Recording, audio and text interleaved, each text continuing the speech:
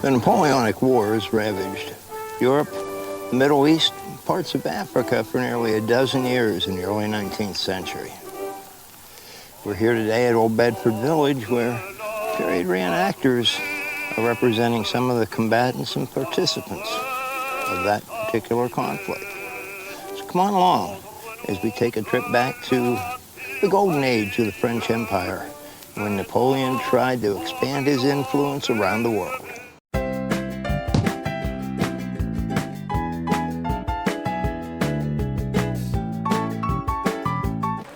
We got a big crowd. Ladies and gentlemen, welcome. If you haven't heard my shtick before, we are Brigade Napoleon, North America. We are the North American continent's umbrella organization for living history in the Napoleonic period, concentrating on Europe. So, the period we're talking about here is basically the mid-1790s, across the century border, all the way up to 1815, when Napoleon was defeated the final time and sent into exile in the South Atlantic. At the end of the Napoleonic Wars, when the British Army was downsizing, Napoleon deliberately changed the regulations so that the 95th Rifles and the 60th Foot Rifles, Wellington. Sound like a presidential candidate. Yeah, I'm ready to go. I'm right age. No, I'm sorry. He deliberately changed the regulations so that the rifles were not disbanded, because he considered them to be so valuable as riflemen. And they're still in the British Army today with 5 battalions. Right. When the Germans volunteered to, were voluntold to fight for Napoleon, one of the requirements was that they would adopt French rank insignia, so there couldn't be any confusion between the multitude of German systems that they'd previously been using. So this is a corporal stripe in the French Army. My father was a history buff. His period of history is American history during the Federalist period. Okay, so when I was a little boy, growing up, there were history books all over the house. Somewhere along the way, I picked up a book on Napoleon, and I saw that picture. You know the one. There's actually a whole bunch of them, but you know, the man on his white horse with his hat and his gray coat. Yeah. And that image just struck me. It just struck me. You know, the best way to support the channel is to like, comment, and subscribe. Now, if you'd like to support my caffeine habit, there's a link in the description to our Buy Me a Coffee page. Any of the curved sabers used by the hussars or lighter troops, it always gives me a first chance. Okay, so yeah, the heavy cavalry, they were expensive, very expensive to make. That's the real deal. The saber, it's a reproduction. Oh, it's a reproduction. Oh yeah. This one's not though. That's real. Yours is yours a real one? It is. Okay, yeah, mine's a reproduction. Sure. This one actually was a. You know this person.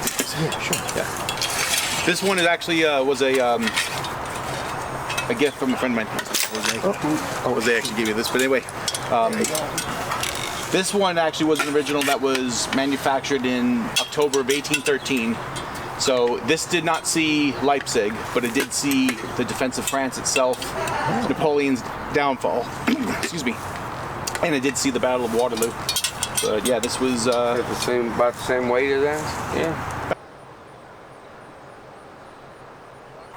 You want to say anything while we're leaving, Eric? What's that? You want to say anything while we're leaving? No, you guys march well. Thank you.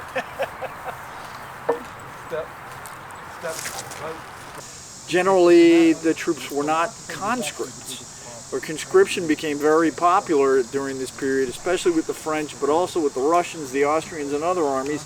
So they were fielding very, very large armies. To teach a soldier how to use a smoothbore musket properly is a matter of weeks, or perhaps at most months, whereas to train a rifleman to be accurate with the slightly more complex flintlock rifle is a matter of really probably a year or more. And so they're more expensive troops to raise, and they're also more expensive to maintain. The rifles themselves cost a lot more than these do. These were, by the standards of the time, mass-produced. In other words, all made the same and as quickly as possible in what passed for a factory back in those days of low technology.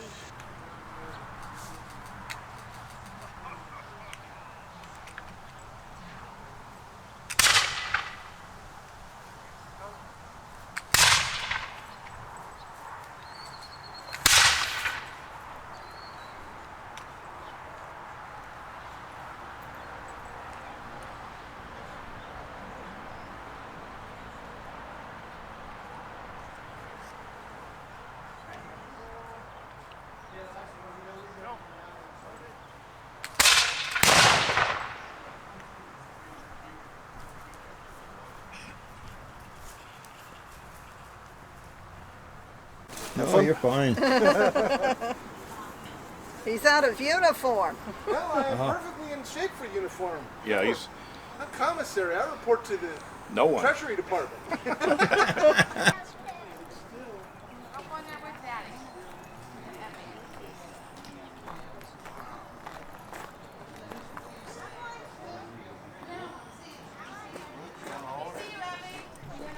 This right here is a material that they make brooms out of. This one didn't come around for popular use until much later. This is a stalk of sorghum. So if you go to Lowe's or Home Depot, they're going to say this is a corn broom, but it's not. Sorghum we've been growing in the United States since we started settling here. You can cut this whole plant up and use it to feed your animals. We can press the stalk and make a syrup or molasses out of it. And then these seeds we can grind up into a grain and we eat that ourselves.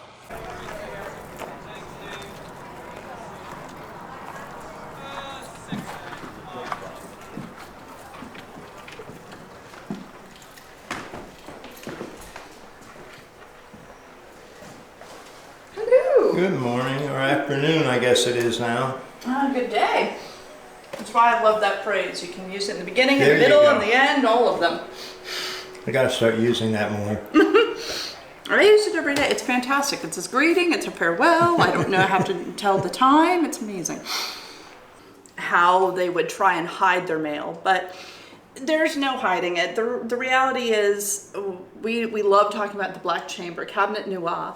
Each post office has one. The French do it all right. The British do it really well. The Austrians do it the best. And what happens is the mail arrives and they go through and they sort out, all right, I have, in one of my little books, I might have in my ledger, I'll have a list of names and watch out for, like, okay, this guy wrote this letter. They all go in a basket. The secret police come in, take that basket into a back chamber. They make a mold of the seal that's on the back. So on the backs, there's seals. They'll make a mold of that, send those molds to a different individual. Silversmith whips up some new seals. While that's happening, they're gonna open all the mail, make copies. By the end of the day, new seals have come in, put the original letter back together, reseal it, send it out. One time, a British official accidentally got copies of his letters and not the actual letters. And when he confronted the king and said, hey, what is up with this? The king went, amateurs, and walked away. Different types of troops within the same army would wear different colors. So although some of the British cavalry, we don't have any representatives here right now, wore red coats, specifically the British so-called heavy cavalry, the dragoons. Most of the British cavalry wore blue coats that were, in many ways, remarkably similar to the French. So did this wind up in what we now call friendly fire incidents? Yes, unfortunately it did, but it didn't happen that often. Because unlike modern warfare, generally speaking, at this time, if the French were over there and you saw some troops over there, odds were they were probably French. Member of the Regency Society of Virginia, and we are going to show you some civilian fashions of the time and place. Now remember, this isn't a war that just involves soldiers. As in all cases, millions of civilians were involved, And as always, without fail throughout history, if you work for a living, your clothes are comfortable, practical, and tough. And that's what he's wearing here. It's kind of a, not exactly a unique feature of the French army, but the French army had some style to it that you don't see in other armies. It almost becomes an institution in the French. Camp followers, believe it or not, despite what you know, there are no PXs in those days or post exchanges and things like that. This is, on the march, women play a major role in all armies. The camp followers are important. They do the laundry, they sell rations on the side, they do a lot of the menial work around the camp, and they are authorized a lot of times by the government to follow the army and do that work. This is a French court gown, which was introduced by Napoleon's wife Josephine when she was crowned as the Empress of the French in 1804. Befitting such a gown, she was, and as was often traditional, many of these elements are going to be referred to by their French nomenclature. I will go ahead and apologize in advance for my French. It is terrible. It has a standing collar of lace, referred to as a collarette à la Medicis, right there. So obviously based on the Medicis of Italy. There's a court train embellished with bands of gold or silver embroidery. That embroidery is referred to as à la Reine Mathilde, after Queen Matilda. Well, maybe I can get a ride back to the car. Table. She's hungry. She said. Well, thanks for coming along this week.